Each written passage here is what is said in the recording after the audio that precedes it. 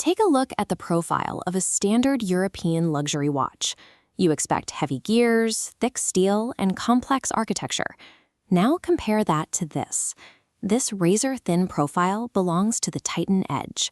The world of high horology is a fiercely guarded, elitist club. It relies on centuries of tradition and closed distribution to keep outsiders from gaining a foothold. Yet an Indian brand built on mass-market quartz watches decided to crash this exclusive party. What followed was a decades-long corporate journey, marked by humiliating failure and eventually startling redemption. To break into the highest tiers of global watchmaking, a company has to engineer new physical limits rather than relying on marketing alone. By the late 1990s, Titan dominated its home market. They controlled half of the organized Indian watch trade and were churning out roughly 18 million timepieces every single year. Emboldened by those massive numbers, Titan's leadership made a pride-driven decision in 1998. They launched an aggressive European expansion to capture global prestige. But their strategy carried a fatal product error. Instead of innovating, they produced bulky steel watches designed specifically to mimic the popular aesthetics of their Western competitors. The result was disastrous. By 2002, the company had lost millions of dollars trying to crack the European market, forcing them into a full, embarrassing retreat. Attempting to beat legacy European watchmakers by copying their own traditional designs is a guaranteed trap for foreign competitors. Retreating to India, CEO Bhaskar Bhatt recognized that imitating Western watchmakers would never work. Titan needed indigenous technology. He handed Titan's engineers an audacious mandate: build the world's thinnest watch entirely from scratch. After years of R&D, they released the Titan Edge in May 2002. The total thickness, combining the case and the movement, measured exactly 3.5 millimeters, weighing a mere 14 grams. To prove these impossible dimensions were real, Titan's advertising campaigns prominently featured the watch photographed sideways.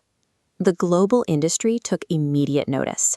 The Edge secured the 2003 Business World Design Award, and when Swatch Group's chairman examined the internal mechanics, his recorded response was simply amazing.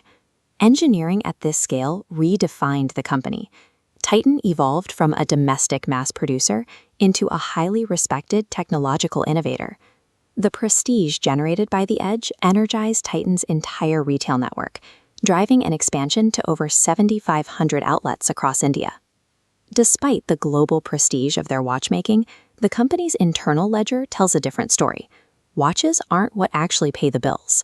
This chart details Titan's revenue for fiscal year 2025. Notice the small sliver. Watches account for only 8% of total income. The massive 92% block belongs to their jewelry division, Tanishq, the true financial engine of the corporation. This reliable, massive cash flow absorbs the steep costs of high-risk horology R&D. It even funds major international moves, like their 2011 acquisition of the Swiss brand Favre-Luba. Maintaining a high-volume financial driver to support a high-prestige innovation hub is the strategic mechanism that ensures Titan's resilience. Fast forward to April 2026. Titan arrived at the absolute epicenter of high horology, Geneva Watch Week. Under new CEO Dini Marcos, the company is explicitly pointing its sights at the global luxury segment. They anchored their debut with a new flagship release, the Edge Ultra Slim Mechanical. This shift from quartz to an in-house mechanical caliber is a complete overhaul of their engineering. This model's movement measures an astonishing 2.2 millimeters thick. Titan also announced plans to launch an haute horlogerie sub-brand later in the year. With pieces priced up to 50,000 Swiss francs, it targets elite collectors directly. They are no longer asking for a seat at the table.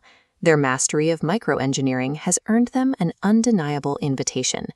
In less than 3 decades, Titan traveled from a humiliating European withdrawal to exhibiting original mechanics alongside the oldest names in Geneva. They survived that journey because they abandoned Western imitation and invested deeply in Indian craftsmanship. Global prestige in a legacy industry cannot be bought or imported. You do not disrupt a fortified establishment by playing their game. You win by engineering a completely new dimension for the competition.